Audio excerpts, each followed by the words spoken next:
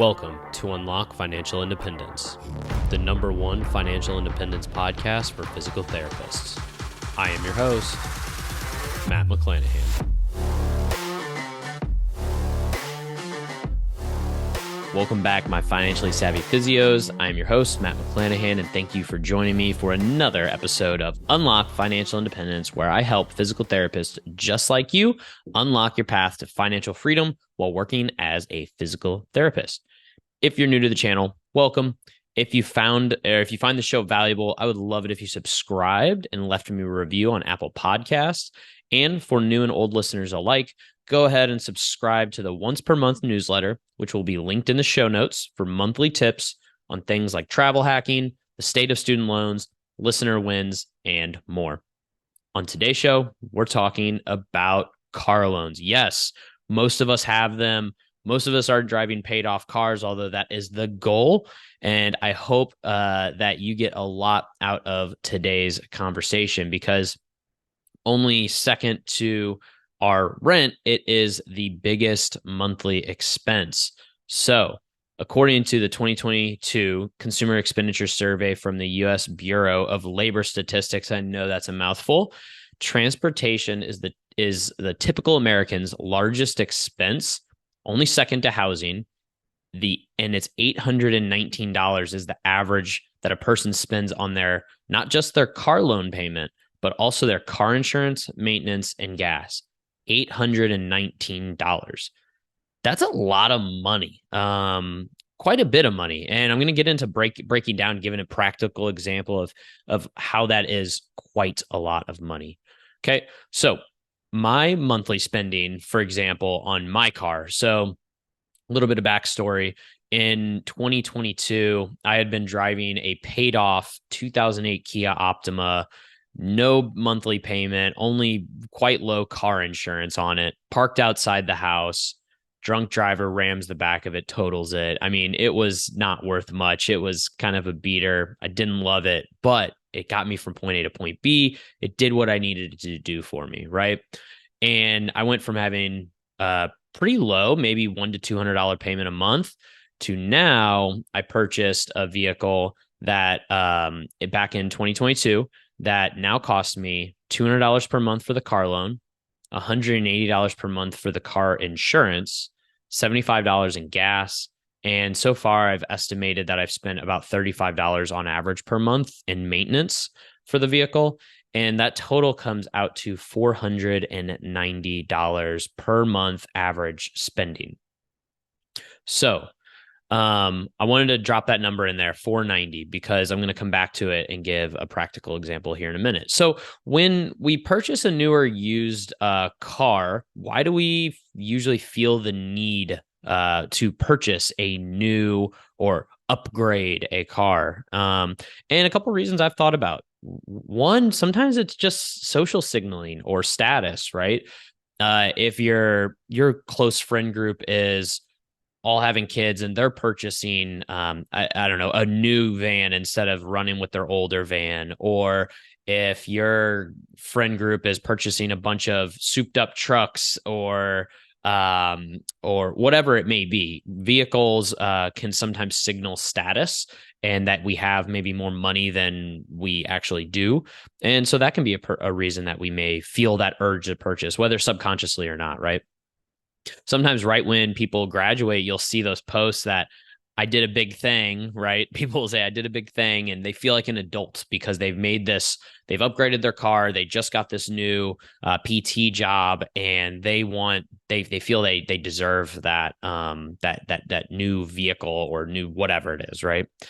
And sometimes people just their way of letting out stress is purchasing things. And once you get a new job that brings in a lot more money than being a broke student was bringing in, maybe your way of rewarding yourself for getting through something is purchasing a vehicle, right? A new vehicle or gently used, but still quite high monthly payment vehicle, right? So the thing that I want people to think about, especially those of you that are listening to this podcast, you're interested in financial independence, so you're already going to hopefully be making smarter decisions. But I want you to think about a couple things before you make that new vehicle purchase. What is the purpose of the vehicle in your life, right? If you have to haul multiple kids, then it makes sense that you're probably going to need something like a crossover, a SUV, maybe a truck, because that you're going to need the extra space, not only for the people but also their things, right? Maybe you're more into outdoor adventures, so you're going to want something maybe that can have good t- uh, towing capacity. I was going to say towing and hauling, and I was about to say the word tolling capacity. Maybe you're going to need something that can tow, right? Maybe you want something that you can sleep in. Maybe you want something that you can build out, whatever it is, right? You want a vehicle that fits that need, right? Others, they just need to get from point A to point B more often than not, right? And that's going from work to home and work to the gym and then gym to home. And at that point, your decisions are a little bit different, right? And then, for instance, home health PTs. Maybe you're looking for a vehicle that not only gets you from point A to point B, but does it efficiently, right? Really good gas mileage, right? And then something else to think about here is sometimes people might talk themselves into getting a bigger vehicle because they anticipate doing certain activities, but those certain activities only come every so often. So, what do I mean by that? Let's say that 90 to 95% of the time you're getting from point A to point B, right? You're going from home to work and back, right? But then there's maybe once or twice a year that you decide to take a big trip and you want a truck that can, I don't know, tow a boat or tow an RV or something like that. Well, if you actually factor, so sometimes people will talk themselves into purchasing that truck for when those adventures come up, they're going to be able to have something to do that job, right? But there's plenty of websites out there now that you can rent someone's RV, their truck camper, different things, if that's the lifestyle you want to do, for, I don't know, maybe $200 a night. And then maybe even if you book it for like a week, they might even give you like a 10 to 20% discount, right? So you have to actually factor in the math. What is the monthly cost of that car that's significantly cheaper than a truck that gets you from point A to point B for 90 to 95% of your year, versus paying the monthly fees, the insurance, the gas on a bigger truck that for only 5% of your year is actually going to be used for those extra capabilities that it has. Is it actually going to be cheaper to go with the car that's probably going to be better on fuel efficiency, cheaper gas, so on and so forth, that does 90 to 95%. And then you just pay a little bit of a premium on your vacations, right? When you just rent that RV off of one of those websites. And what is that total cost per year compared to when you purchase a truck that you're going to have a lot of increased costs throughout the year?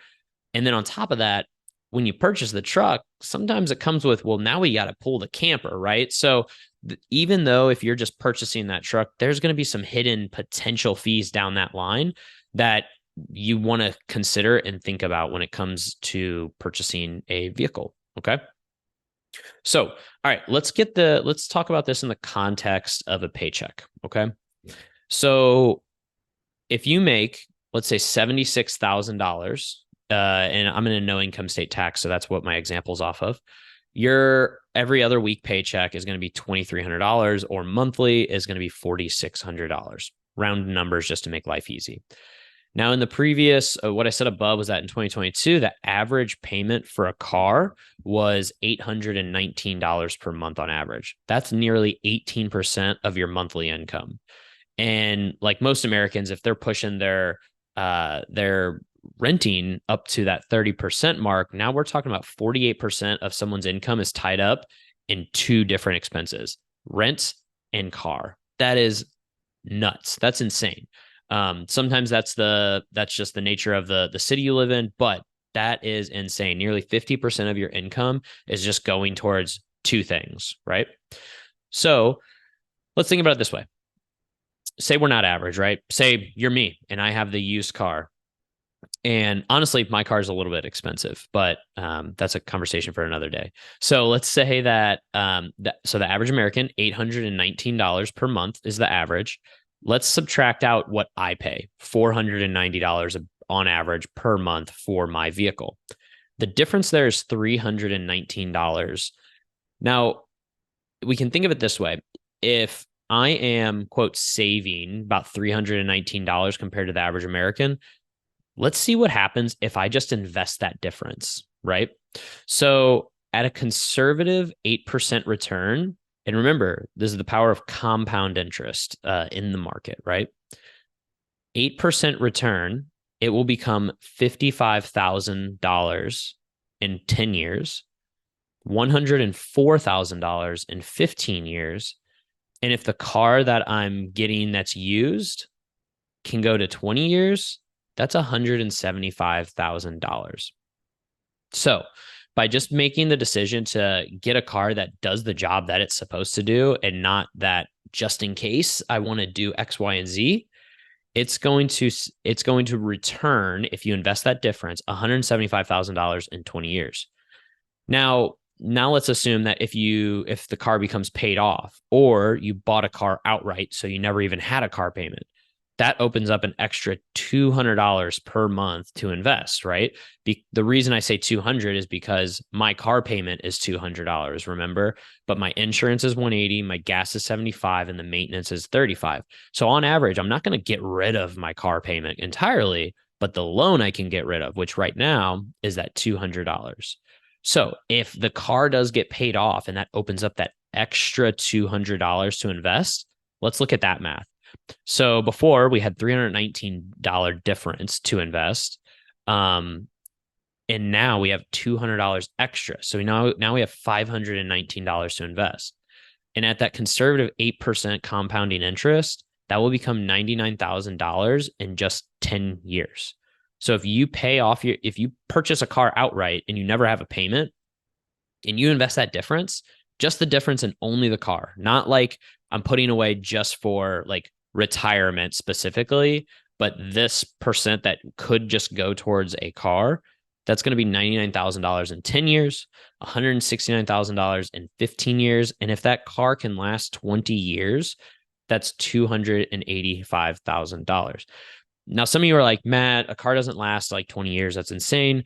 I would disagree with you. I had a 2008 Kia Optima that was doing just fine. I think I had about 100 and maybe 30,000 miles on it in 2022 when someone rear-ended it. And so I think I actually got it in probably 2007, late 2007, early 2008. So it lasted about 14 years. So it easily was going to hit that 15-year mark. So that's $169,000 if I invested that difference, right? But I definitely think I could have pushed it to that 20-year mark. And that difference, like I said before, would have been $285,000 if I invested the difference from not having that car loan, right? So say you purchased a used car like I did currently, right? How do you decide if you should pay that car loan down fast or if you should just invest? But this isn't financial advice, but here's how I personally am approaching this. The market, like I said before, will usually return about 8%, but on average, it has returned really kind of like 10% over a 10-year period. So if you have equal amount of money in the market or invested, same kind of phrasing there, compared to the cost of your loan on your car. So let's say you have $10,000 in a brokerage account and you have $10,000 car loan, right? And kind of comparing apples to apples here. We can assume that if your car loan interest rate is less than what you think you can make in the market, you may consider investing more in the market versus paying the car down. So, real life example, my car loan interest rate is 4%. I think that I can get at least 8% in the market over the next 5 to 10 years long-term time horizon here. hopefully can return that in the next 5 years as well. So I'm most likely not going to aggressively try to pay down my car versus just continuing to invest in the market. But that being said, if you hate having debt, right? If you can't sleep at night, you're like, God, I just want this car loan paid out. Regardless of what you can make in the market, you may be more aggressive with getting that car paid off. And once it is paid off, you could invest that money that you were throwing towards that car loan. You can invest that into the market once the car's paid off. The other thing that you can also do is you can even try to call your car loan servicer or the car lending, the loan lender, whatever they're called.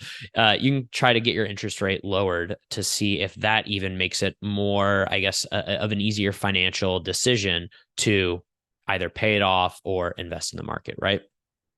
So what should you do this week to help kind of solidify this? For people that are listening with a new-ish car, let's say like, I don't know, less than 5 years old, something like that. Assess if your car you own is serving you for the cost that you're paying. Ask yourself, can you be equally as happy with a cheaper car? And by cheaper, I don't mean a beater, but truly just a cheaper car that is equally as nice. And then is the car you own currently worth the potentially significant gains that you can make in the market, as I stated earlier, right?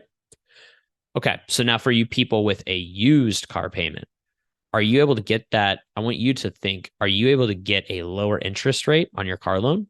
See if you can look into that. Is your used car a newer used vehicle or much older? If newer, should you trade it in and get a cheaper model? Something to consider. And is the car you own currently worth the potentially significant gains you can make in the market? And honestly, this is maybe a question I should ask myself. Given my situation with I'm about to move back home, I'm not going to be working for a few months. I got to decide like what is my current car's role in my life, and is there a better car for me right now? And then for people with a paid off car, congrats, you are doing great. What are you doing with that extra income you have each paycheck? Is that money working for you in your favor? That's something you really should think about. Because if you don't have that car payment each month, you're still having to pay for car insurance, gas, and then any maintenance costs on that. And maybe you should be saving for those maintenance costs, those unexpected ones, if you haven't yet. But what are you doing with the extra money that you maybe haven't thought that it's extra money that could have been going towards a car, right? Hopefully you're investing that or doing something that you really enjoy and being at peace with that. Okay. So in summary, buying a car is the second biggest monthly expense just after housing. Buying a new car is almost never worth it in the early phases of building financial wealth. Don't let societal pressures creep in to convince you to buy a shiny new car. Think about what the car will do for you and your use of it. Can you find one a few years older that does the same job? Question to ask yourself. Ask yourself if the cost is worth the loss of potentially over $100,000 in the next 10 to 15 years. Paying down the car you own is a personal decision based on your comfort with the debt, the interest rate, and your thoughts about how much you can make in the stock market. All right, y'all. That's all I got for you today. But don't forget to subscribe to the monthly Financially Savvy Physio newsletter, where I send out travel rewards hacks and financial information specific to physical therapists. And follow me on Instagram and YouTube, Unlock FI Rehab on all platforms. Until the next time, y'all. Peace.